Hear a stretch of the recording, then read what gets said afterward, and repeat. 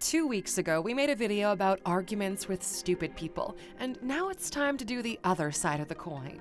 If you haven't watched that one, go do that and then come back. We'll see you after the intro. Welcome to Alux. Now, before we get into the video, how do you know if someone is smarter than you? On what basis do you judge the smarts of a person?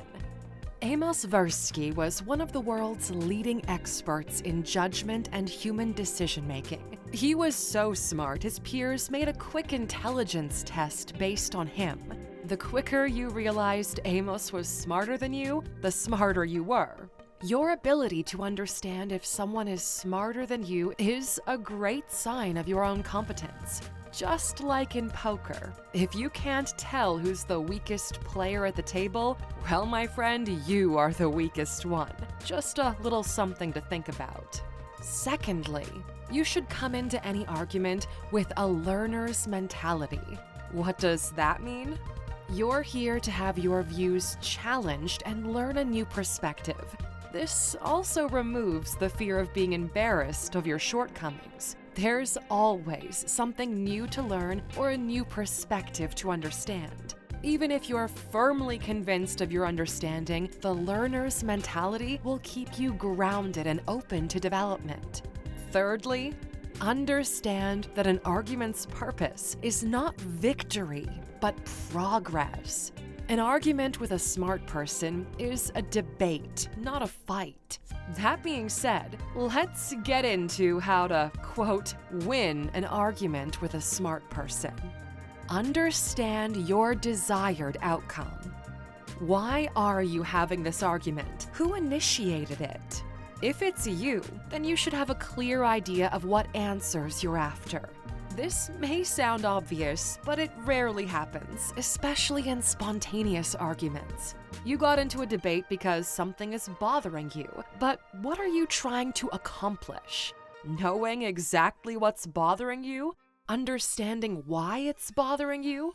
Wanting to know who made the thing that's bothering you? The better you understand your desired outcome, the better questions you will ask. Asking really good questions is the foundation of any debate. Very few people look at asking great questions as a skill. If you think about it, there are only two reasons why people have a conversation. It's either to exchange information or to impress others. Asking questions achieves both. Yet, many just don't ask enough questions. If you don't know where to start, think of questions the other person will enjoy answering. That will pique their interest for a conversation, and it makes the argument more open. Understand losing conditions. There's only one way to win an argument, but multiple ways to lose one. Throw your argument at a wall and see what sticks. Identify what's the weakest link. Often, you'll find that your argument has a lot of plot holes in it, which you strategically left out. You know that if viewed from a different perspective, it could fall flat. Either fix them or win the argument by not losing it. It's only a matter of time before someone contradicts themselves in an argument. Make sure you're not the first one to do it. Think about it like this. What information will make your argument redundant? Even if you were to invent some outlandish shit, there will always be a possibility you haven't thought of everything. So question yourself often. And even better, have the argument with yourself beforehand. Ideally, you'll go through the first 2 points before having the actual argument. You always talk to yourself when you need expert advice, right? Having this conversation with yourself first prepares you for possible counterarguments the other person might have. And if you personally know the individual you're about to have an argument with, think about the way they are as a person. Are they emotional, analytical, sarcastic? Imagine what would be their initial response and play both roles in your head. Play the devil's advocate against yourself.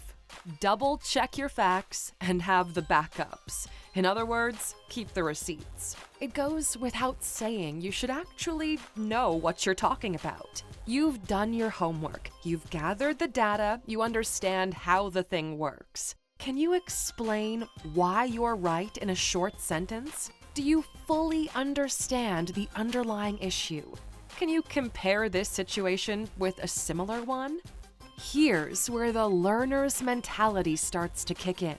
From your current understanding, you believe your viewpoint is the right one. Can the other person educate you, or can you educate the other person?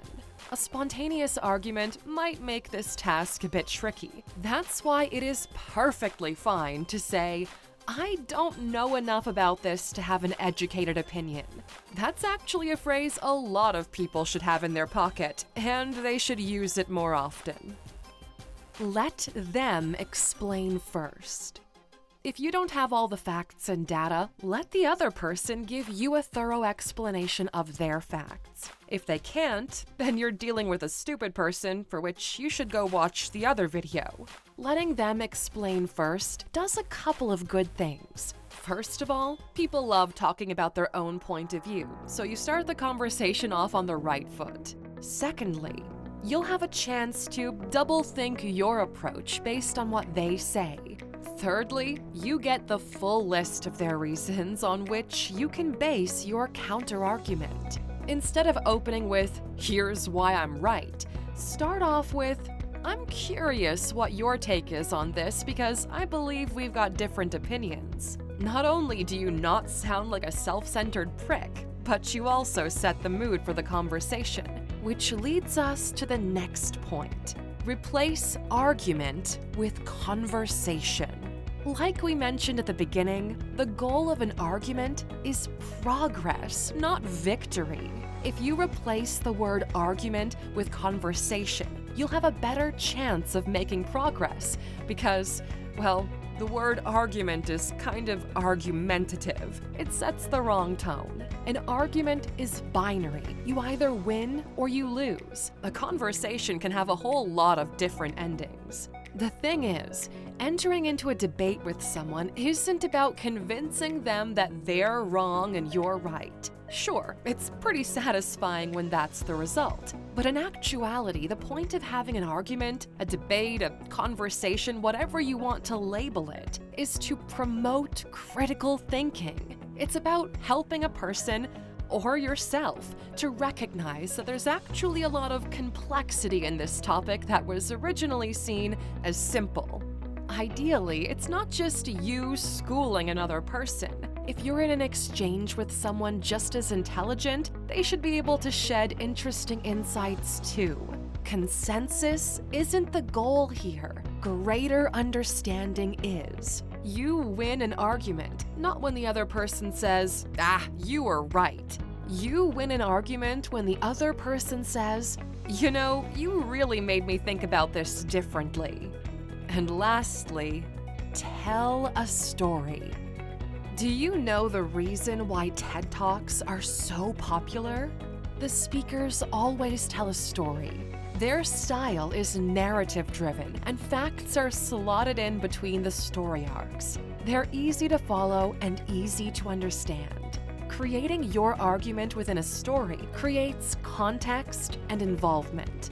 As humans, we love good stories. They draw us in and we understand things better. Great storytelling skills are criminally overlooked. A story makes the point more human, more understandable, and makes the other person more open.